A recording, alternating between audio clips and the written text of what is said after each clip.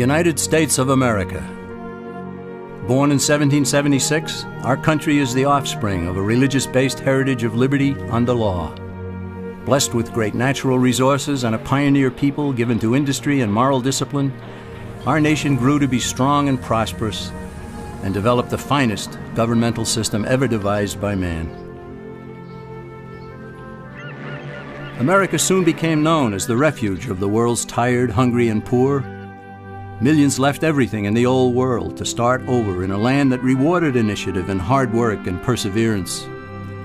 The many millions who didn't come here found comfort and hope in knowing that indeed there was such a bastion of freedom and opportunity, a place where dreams could become reality. Today, our nation appears wealthier and more powerful than ever. New technologies have revolutionized our daily lives. Luxuries once enjoyed only by the rich are commonplace and very affordable. Home ownership is widespread, and our people have the expectation of continued economic growth and prosperity. Yet more and more people are coming to realize that they may prosper materially only for a time because their freedoms are diminishing. The sobering reality is that America has been led far from its praiseworthy beginnings.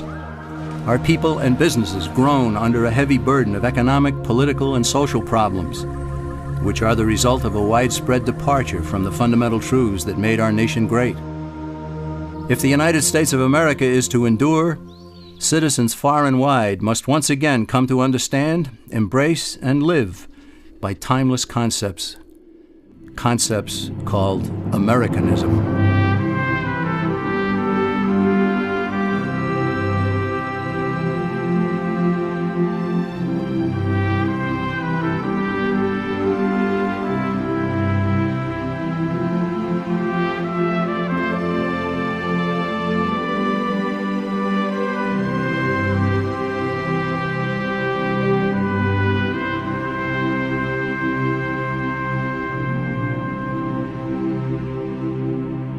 What made America great and set it apart from other lands? Was it natural resources? No, other lands are equally blessed. Was it the people? No, the people who built America came from elsewhere. Was it government planning and wisdom that spurred our nation to such heights? No again. It wasn't what government did that made America great. It was what government was prevented from doing that made the difference. What set America apart from other lands was freedom for the individual. Freedom to work, to produce, to succeed, and especially to keep the fruits of one's labors. America became great precisely because the stifling effect of too much government had been prevented. However, freedom in America was not totally unrestrained. Americans overwhelmingly chose to limit their actions with moral codes such as the Ten Commandments, personal morality, and limited government. It's a combination that characterized America and made it the envy of the world.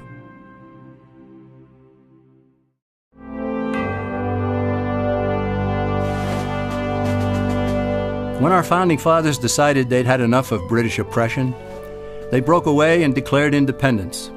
They stated as self-evident truth in the Declaration of Independence that men are endowed by their Creator with certain unalienable rights.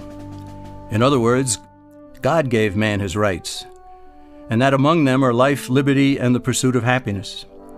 And in the very next sentence, the founders defined the proper role of government when they stated that to secure these rights, governments are instituted. This is the entire philosophical base of our nation. Here, the government cannot legitimately redistribute the wealth, assume power over the people's lives, and dominate man's existence with oppressive taxation, regulations, and controls. According to the founders, government was to be a negative force, which leaves people alone. Its sole function is to protect citizens from one another and from foreign governments, and especially from their own government itself. The founders did not create a government to be a positive force, to do things for people, to take from some, to give to others. They understood that when a government starts doing something for one citizen, it has to take from another to do so. And in the process, it gains control over both.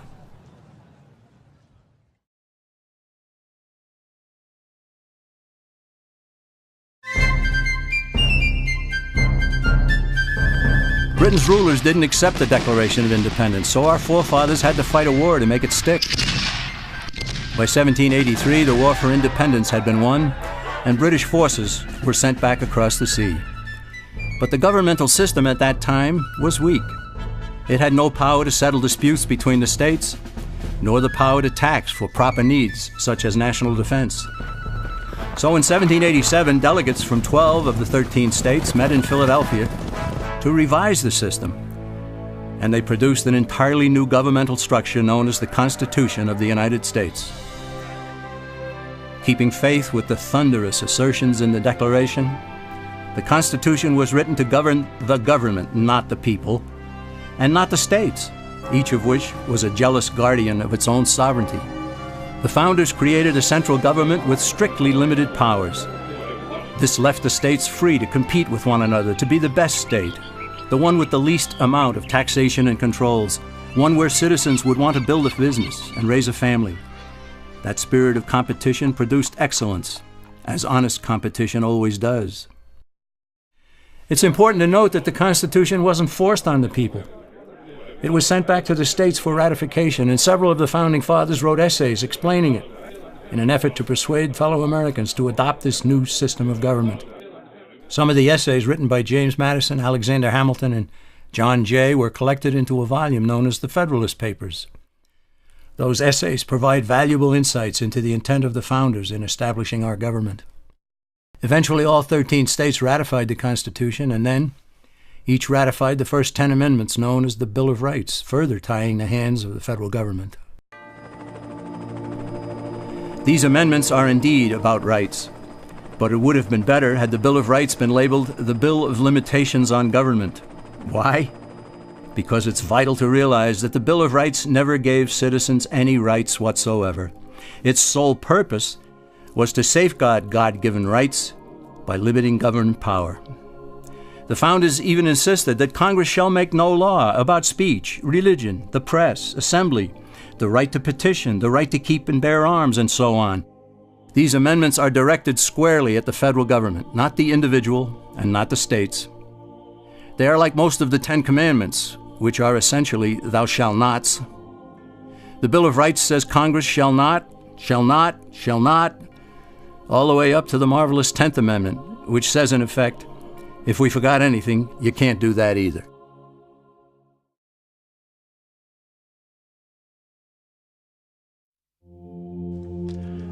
When Benjamin Franklin exited the Constitutional Convention, he was asked by a woman, "Sir, what have you given us?" His immediate response was, "A republic, ma'am, if you can keep it." Yet most Americans today have been persuaded that our nation's governmental system is a democracy and not a republic. The difference between these two is essential in understanding Americanism and the American system.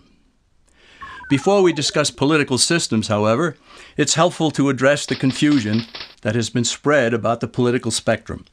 Many have been led to believe that the political spectrum places groups such as communists on the far left, fascists or dictators on the far right, and political moderates or centrists in the middle.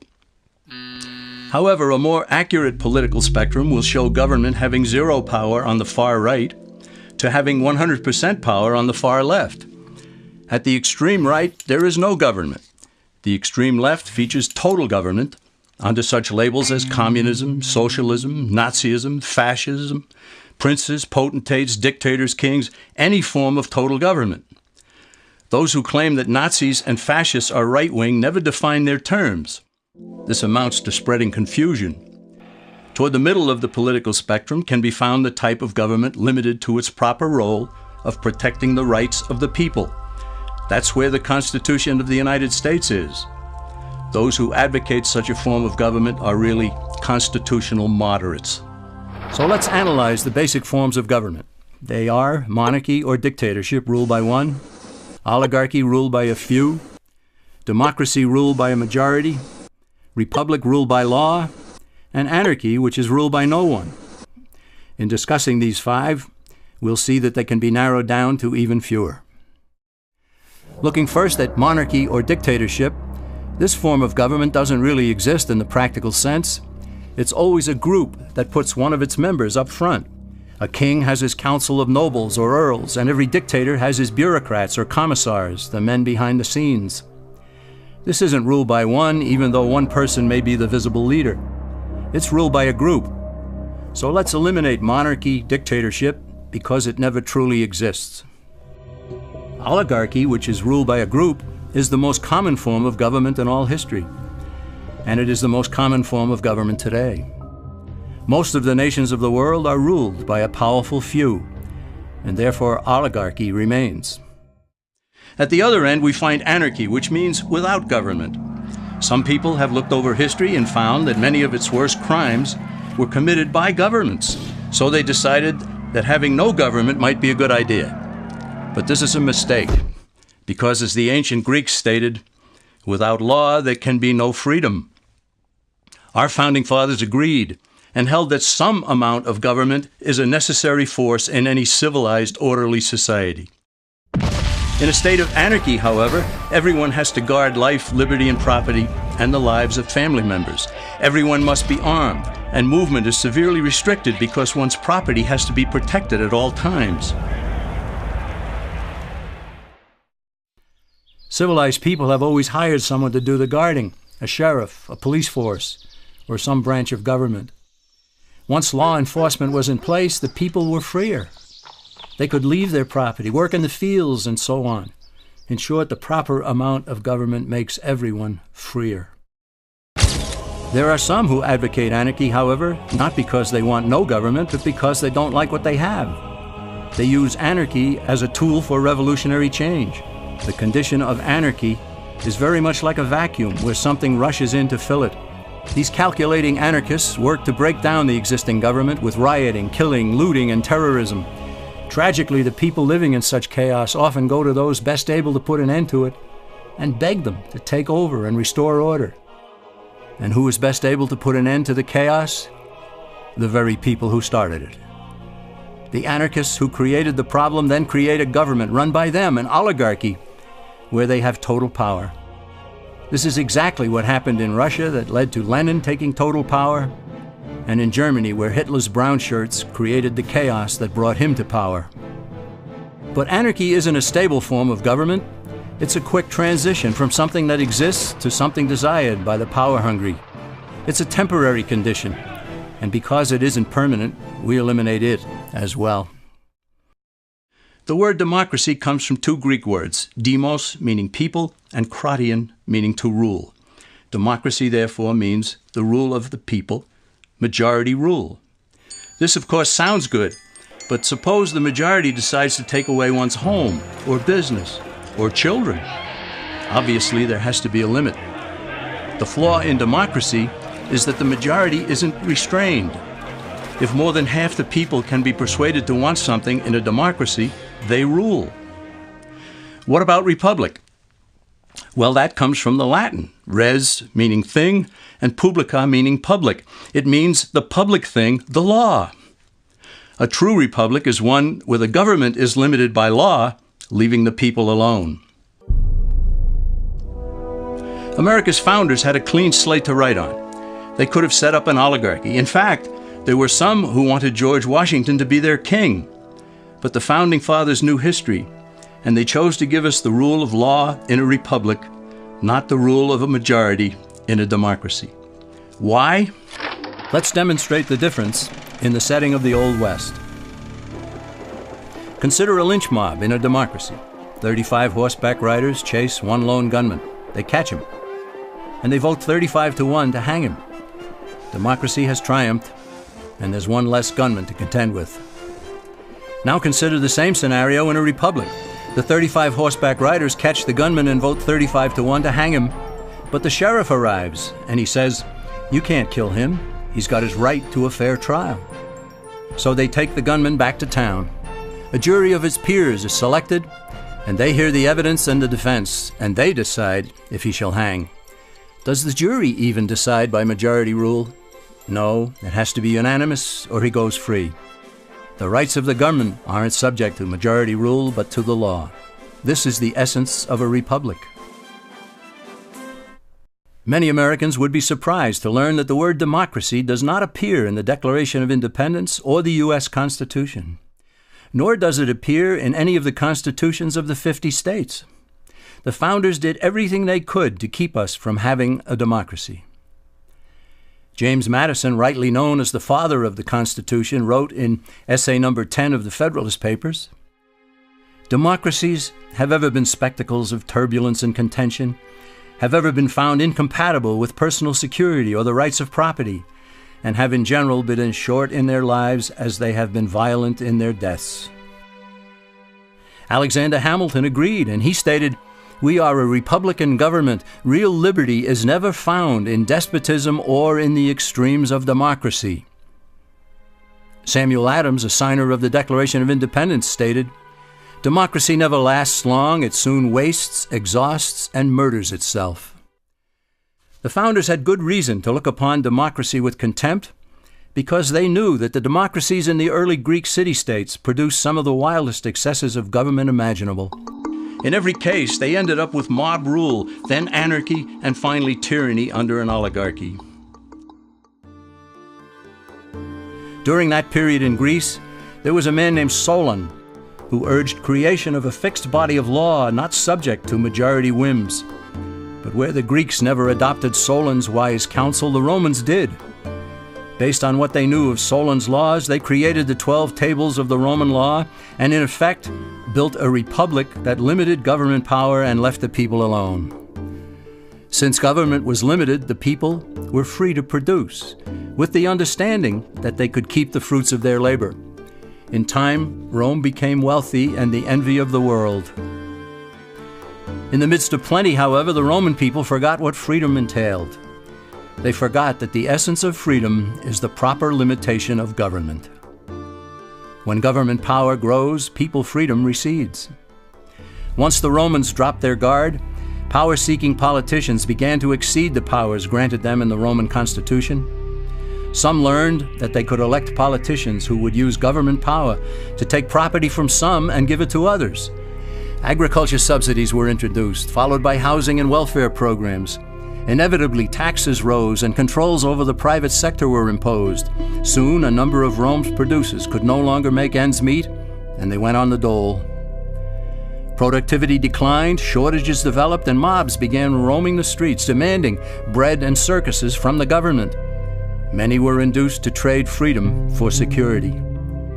Eventually, the whole system came crashing down. They went from a republic to a democracy, and ended up with an oligarchy under a progression of the Caesars.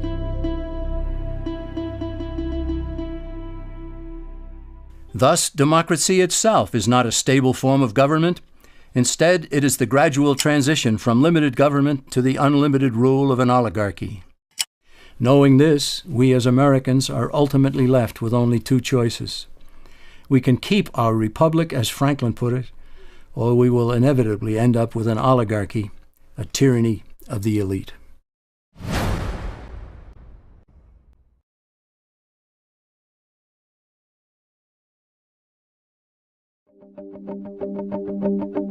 Just as there is widespread confusion regarding political systems, there is similar confusion in the economic arena.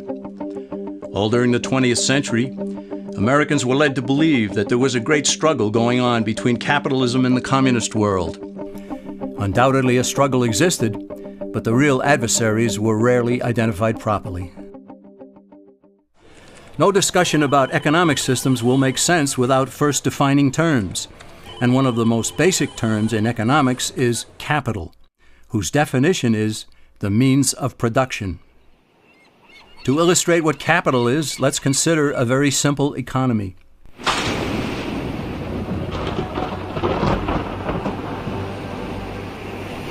On the sands of a small island, a castaway has just washed ashore. He has no food and he's hungry. He searches the island, he finds no berries, coconuts, or anything edible. He goes back into the water and tries to catch fish with his bare hands, but he fails. So he goes back up on shore and he finds a bush. He breaks off a branch, he gnaws at one end to make a sharp tip. Back into the water he goes, and with his spear, he catches fish. His spear is capital. It's the means of production for catching fish. He gave up some of his time and some of his energy to produce something he could not eat, but something that would help him to produce something that he could eat. Capital, therefore, can be tools, machinery, and even a man's handmade spear to catch fish. Such being the case, consider that the communists in the former Soviet Union, as well as in China and Cuba, have always used tools and machinery. Officials there even view people as capital. Therefore, by strict definition, are not communists capitalists? For that matter, isn't everyone a capitalist? And so, is not every economic system a capitalist system? What then is the difference between what the communist system is and what the American capitalist system is supposed to be? The difference is ownership of the capital. Is the system monopolistic, state-controlled capitalism, or is it competitive, free enterprise capitalism? It is between these two opposing economic systems that a battle has always raged. Before we proceed, let's also define free market. Basically, it's a self-regulating system in which all parties are completely free to transact with one another. But where force, fraud, or injury damages one party, the government's role is only to punish those who commit such offenses and to vindicate the rights of the other party. This protects the integrity of the free market, or free enterprise system, without intervening in it.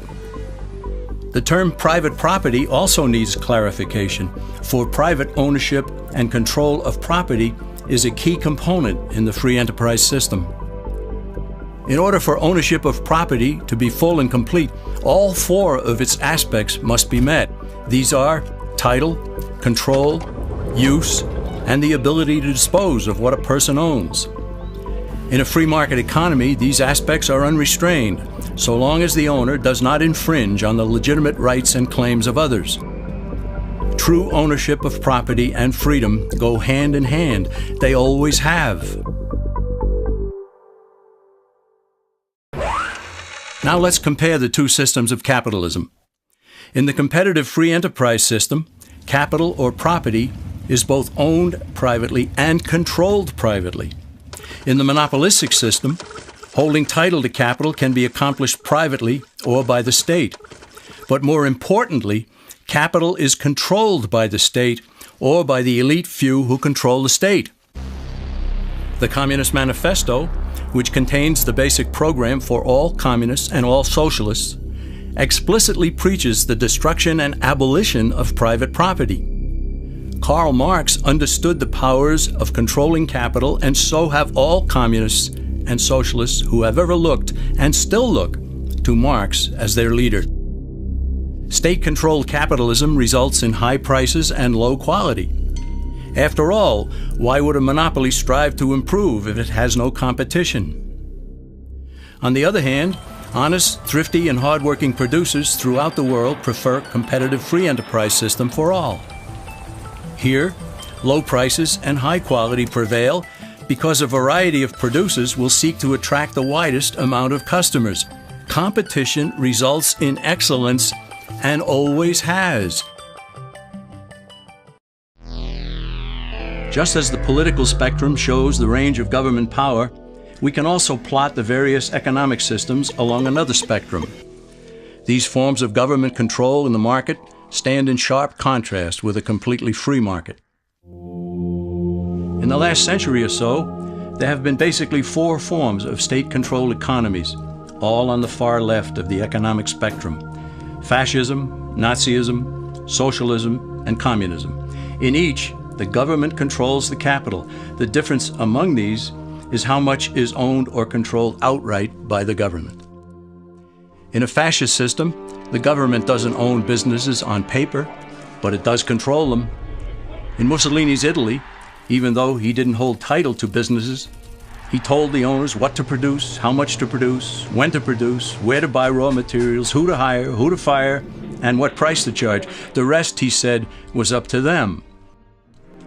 The fascist system is more efficient than other state-controlled systems insofar as those living under it think they still own their businesses.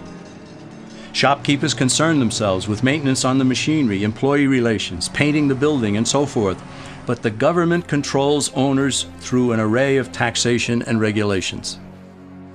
Under Nazism, which means National Socialism, its proponents went one step further and acquired ownership of some corporations such as Volkswagen. However, Hitler didn't seize ownership of other industrial giants, he simply controlled them, just as Mussolini had controlled businesses in Italy. Socialism is where government officials acquire possession of major industries such as transportation, communications, and utilities in order to leverage control over the entire economy. Through ownership of these vital segments of industry and by creating government regulatory agencies, socialists gain control over virtually everything else. Finally, there is communism, the granddaddy of all in the economic sense. In a way, communism is more honest than fascism because all of the capital is owned and controlled by the state. There are no pretenses about it. Now let's combine political and economic systems because ultimately one never exists without the other. We see again that there are only two ultimate choices: a competitive free enterprise system in a republic or a monopolistic state control system under an oligarchy.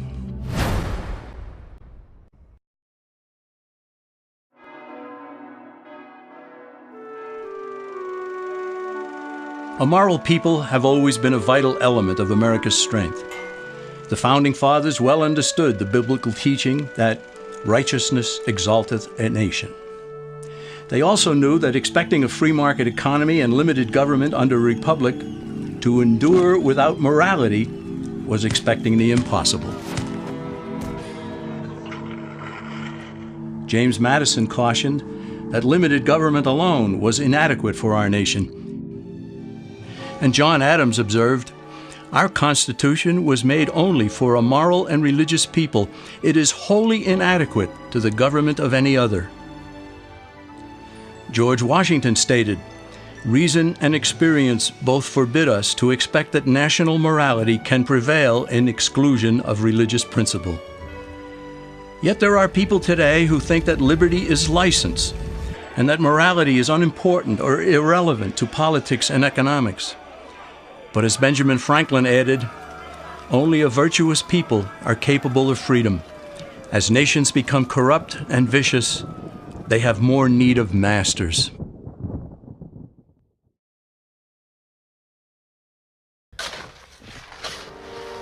The alternative to Americanism is what has condemned most of the human race to live as slaves throughout the millennia. It is the idea that rights are privileges dispensed by an oligarchy according to the unlimited rule of men, that the state should control or own the nation's capital with all economic activity directed from a central power, and that morality is inconsequential, and that security is preferred over freedom and opportunity. Our nation continues to be steered off course, and the principles that led to America's greatness are being cast aside. The simple question for us is, do we continue the slide away from our nation's founding principles, or do we return to the kind of government we inherited? Time is running out for Americans who sense that something is wrong. They have to decide what kind of a country we shall leave for future generations. All that is needed is for a sufficient number of Americans to get involved in the fight for freedom and to return our nation to less government, more responsibility, and with God's help, a better world.